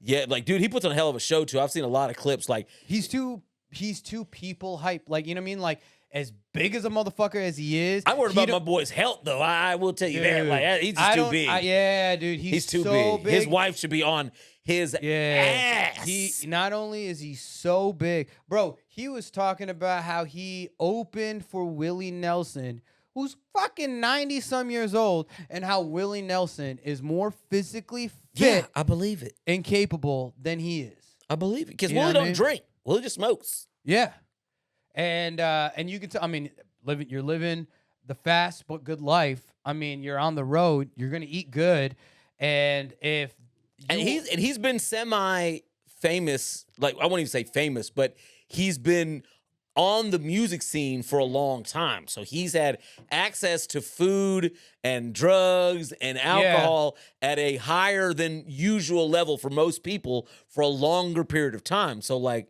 I mean, you know, like, yeah, he's reduced cocaine out of that consumption, but I mean, when I say, like, I used to look at Killer Mike and be worried, and then I'd look at Jelly Roll, and I'm like, Killer Mike looking way healthier than you, motherfucker. Like, you gotta be worried. Bro, Like, I'm surprised. I'm surprised you still got both feet. You know what I mean? like, bro, I'm so like, how you doing? come on. Like, no, absolutely, dude. Because have you seen like speaking of big 'cause guys, that's an Action artist- Bronson? that's- Have you seen Action Bronson these days? No. He is, dude. He is Looking great. almost unrecognizable. Yeah. Oh, He- Bert Kreischer. Bert, Yeah. I mean, Bert, you can still look at Bert, but he shaved a lot of his facial hair off, but he's so much smaller that you can't even like. I'd walk by Action Bronson. Like the other, you instantly know Action Bronson if you walk past that motherfucker in the airport. Now he just looks like any other caucus gentleman from New York. It was like I was watching a newer thing with or Joey Diaz, the comedian, was featured on. But The great. dude, I love Joey Diaz so much. I would literally pay money to have dinner and listen to this motherfucker tell me a story. Oh yeah, I mean that's what like hearing fucking time. Joe But- Rogan or people talking Yeah, about like dude. they're like he tells the best. Case in point, I have not listened to an entire Joe Rogan episode. Like I've listened to many of his episodes, but not in its entirety, right? Like not to the very fucking end, right? Like where I'm like, I'll come back to it, but then something else catches my eye. Joey Diaz to the fucking very end. I will break it up. He in was on parts, but Flagrant. It was fucking classic. phenomenal.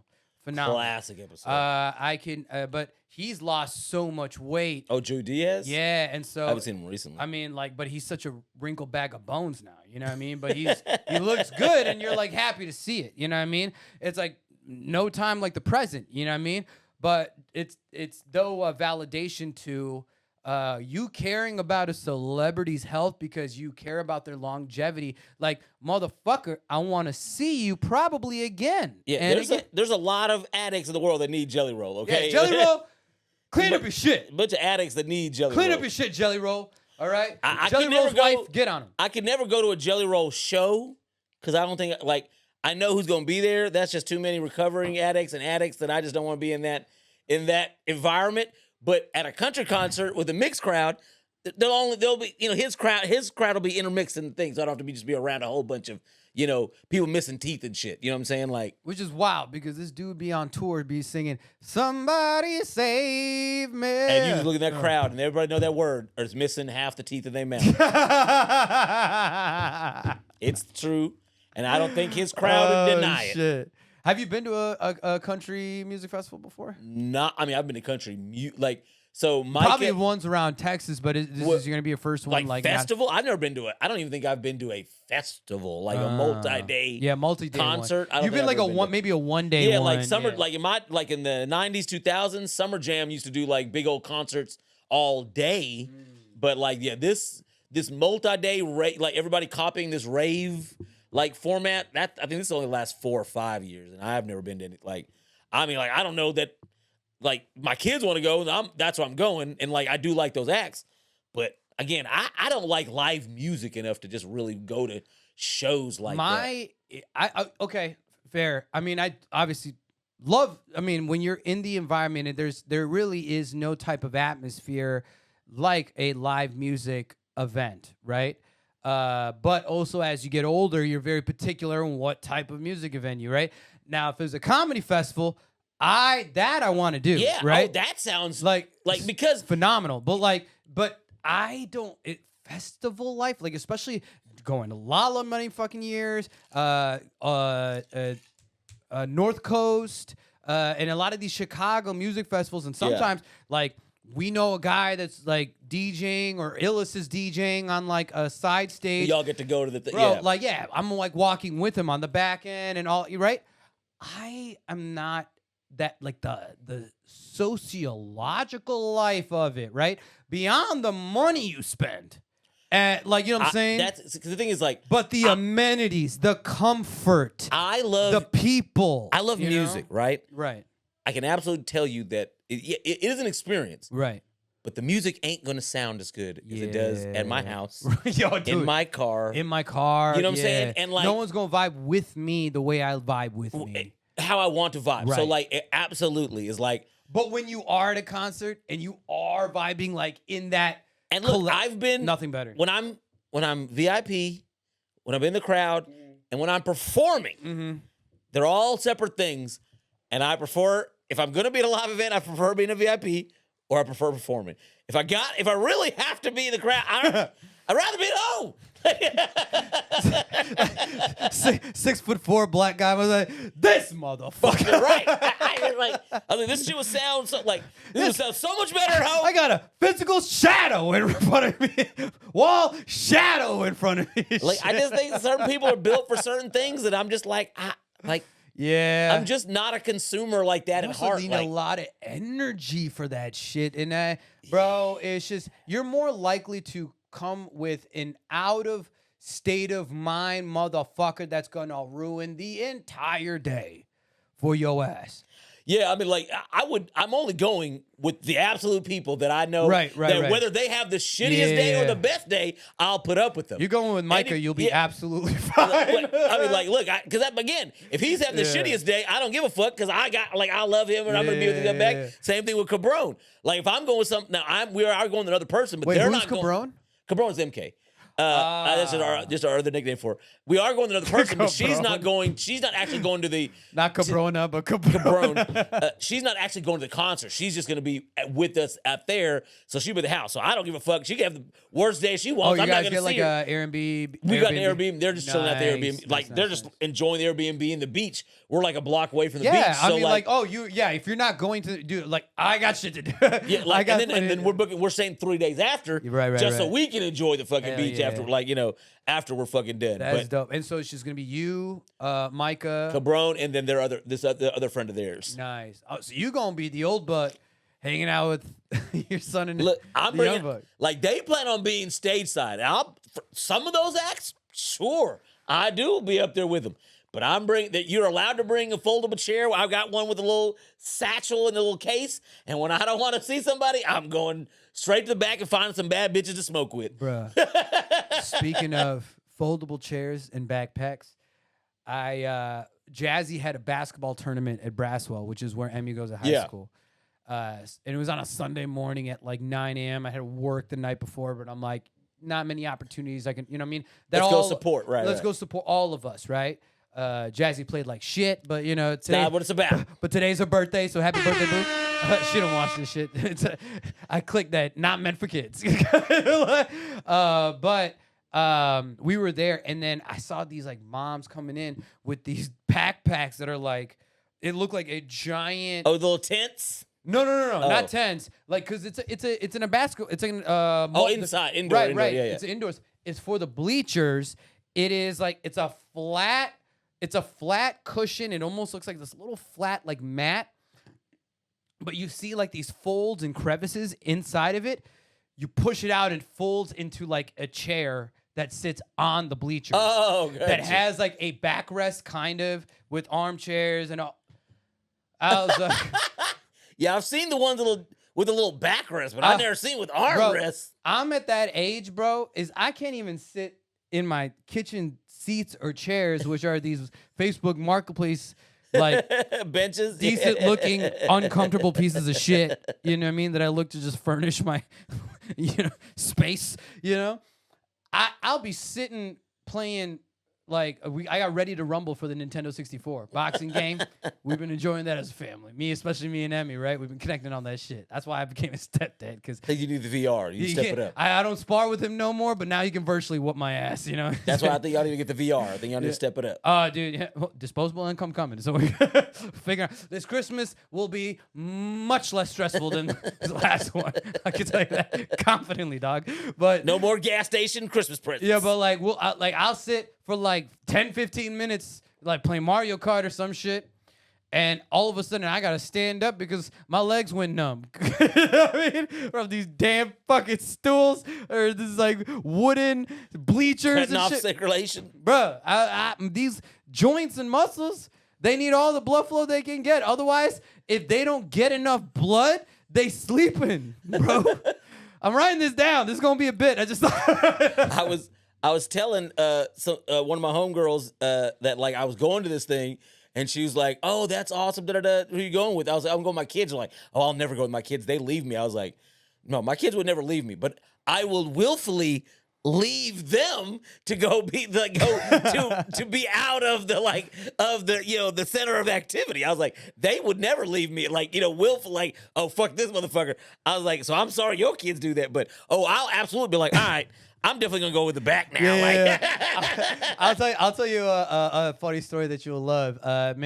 It's from the person that thinks you're his favorite, my brother-in-law Justin, and this is testament to Well, obviously I'm not, because I never got it. I better get an invite this summer to the house. Shit. Well, we still. I was gonna recap because we actually still have to shoot the video. finish yeah. the 99 bounce. Bro, her birthday, her ninth. They're not ninth even gonna look recognizable. Bro, it's gonna be an evolution. Well, Nyla is gonna be whatever, but yeah, I mean, we might have to reshoot a few of this stuff, but like, no, but Nyla. Or some more frames. Yeah, I mean, I think we can also make up a lot of the shots just shooting in the backyard and keep a few of the shots, like, we had like the light one in the studio, you know what I mean? But no, just so I'll finish the story, but like, testament to just Jazzy not playing that well that game, right? Because she just kept passing the ball. Like, she was like you could tell she was tired, but she just wasn't on a game. So it's like, she get the ball, pass the ball. Get the ball, pass the ball, right? To the point where, like, nobody defended her. Some got two people, pass the ball. You know what I mean? Like, no. Justin, you got to shoot the ball. Justin's so highly competitive, right? I mean, he's like, Jazzy the oldest. He got expectations, this guy. At a certain point where Justin was like, can't even watch this, like...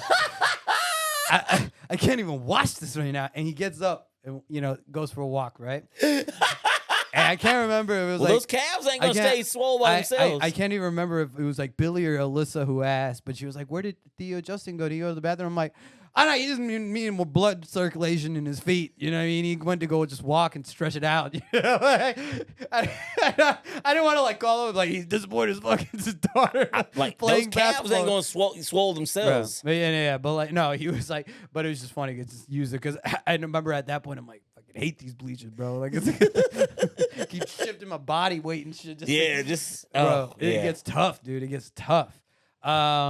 Well, shit, man. I'm there was something else I want to talk about, but either way, man, I'm just happy that we were able to have this fucking catch up. You know what I mean? Again, I was watching this Lemon Pepper Pod, the episode that got dropped today. Dude, I haven't laughed through an episode as hard as I did. You see me laughing in the episode. I see a lot of their clips from their show. Dude, they got good shit over there. Dude, like you can tell when I say Brian Kim, like he's going to be like, even if you never know about him, I'm gonna be like, he's in my, like, I will always enjoy watching a Brian Kim, just natural Brian Kim. Right. But there's so many times where like you can see me where nothing's really being said, but like Brian is, whatever, he has something he's gonna carry with a response, and then he's in his thought process, but then he just freezes. That's all you hear from me. I'm like, and like as I'm kind of like just low key just dying and moving away from the mic, just laughing, I'm in my car cracking up. I was like, dude, this is so funny to me. Look, when I have like reviewed a couple of the old Honor Don't Care episodes of 80, And like Micah will be the funniest shit is watching Micah tell people about when I do that. Be like, this son of a bitch. Thinking the same thing. Yeah. This son of a bitch laughs At in the exact same times that he laughed when he was sitting right next to the motherfucker. I was like, dude, this shit's funny, man. But the beautiful part about that is that you are rewatching the episodes from a different perspective than how I remember. Right. Yeah, well, exactly, because it's like it also was just so naturally long ago. So much has happened that you don't even remember what the shit you guys put out. So you're watching it as like a brand new person who actually lived it. You know what I mean? So that's the beautiful part. And then to laugh in the exact same point in nature that you did as the original. Like, it just shows that Blue Label Johnny hasn't changed too much. He hasn't changed. The Blue Label Johnny I've known in the last years and a half, maybe now or so. I don't know, not that long, but year and a half or so. I would guess. I knew from the jump, this is the same motherfucker he was probably 10, 15 years ago, and it's nuance changes, but it ain't too much. It ain't too fucking different. Ain't too much difference. Ain't too much change. Not to the change to the details, but but things just ain't the same for gangsters. That's what it is. Gangsters ain't changed, but the things have. Yeah, absolutely. So, plug up real quick where you are at throughout the week. Maybe what you have coming up. ONAIRDONTCARE still coming at you at Wednesday nights. Thursday, I'm at Flips. Friday, my lovely staff of Grand Prairie Hooters. That'll be 2 years here coming up pretty soon. And Saturday nights, I'm also currently at Flips. And then Sunday nights, Library Bar, karaoke. That's been going on over 2 years now. Yep. So, like, you know what I'm saying? That's where I'm at. And I'm pretty soon going to add another one. I don't know where that's at just yet. But shit, we coming at you. That is what it is. Well, shit. I mean, I know you work Thursday nights. I would love for you to be able to come to one of the scout roles. Yeah, like who? Well, I mean, scout. Oh, the scout. Yeah, I forgot. Yeah, you don't even have the role no more. Yeah. So, well, I mean, it's at 7 p.m. because what time do you start at? 9. Oh yeah, I might even come do it. So maybe like do a song right quick. Yeah, do something real Get real there quick. early and then fucking roll out. Yeah, absolutely. So I've been doing this new thing too at my bingo karaoke nights where if comedians can so remember I was telling you there was a struggle between the being able to do it like an open mic with what a karaoke night. Yeah. You know what I mean? Like most people only care about the karaoke.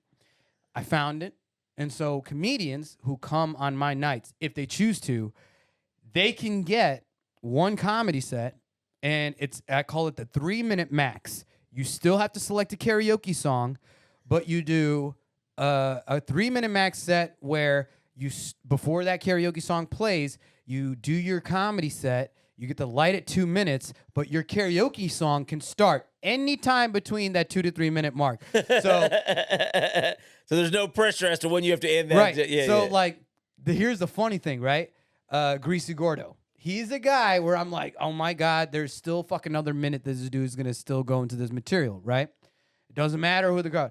Those times that I would be like, yo, it can start, and warned him, right? And so he's like, all right, fine, I'm going hard. And so...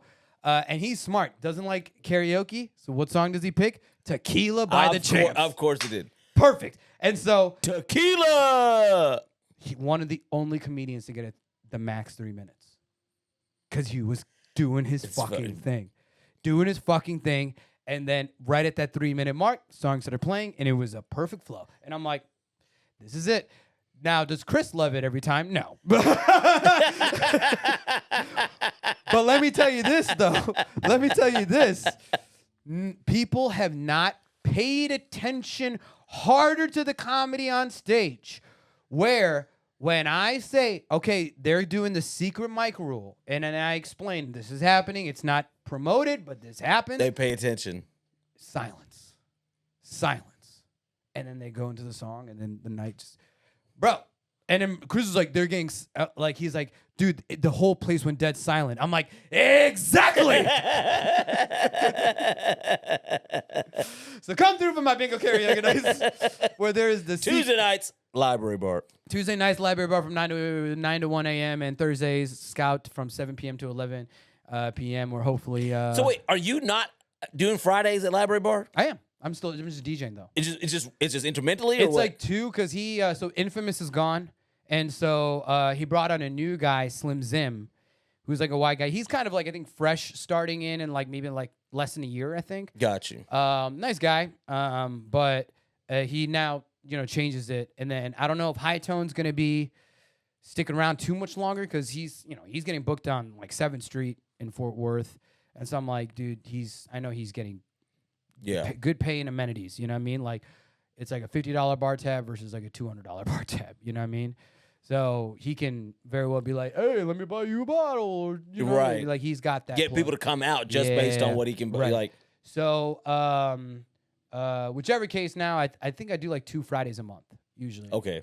Although Chris hasn't given me the May schedule, but I know that for me, he makes sure that he gives me my first 2 months first, and then Phil's Like the 2 Fridays. Occasionally, when Micah does not come with me, like because usually we end up going like he's been. Well, I know Micah coming around the fucking Friday Hooters. Oh nights. yeah, and usually because of him, we get invited by a couple of the girls to Twin Peaks to hang out afterwards. But when he's not there, that was the one time I was messaging you on Instagram. I was like, or on when you comment, I was like, hey, I was like, you're not there tonight. I was like, well, never mind.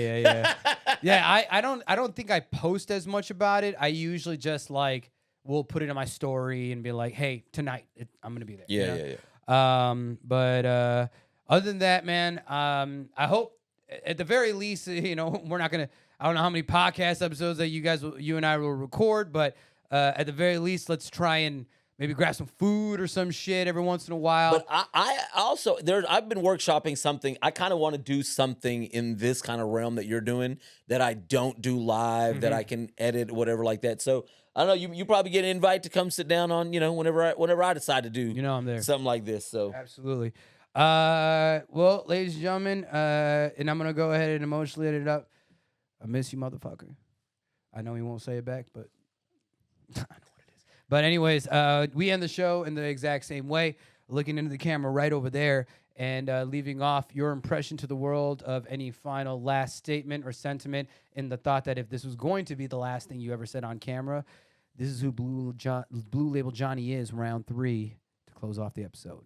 don't do it for the dollars. Do it for the happiness. Yeah.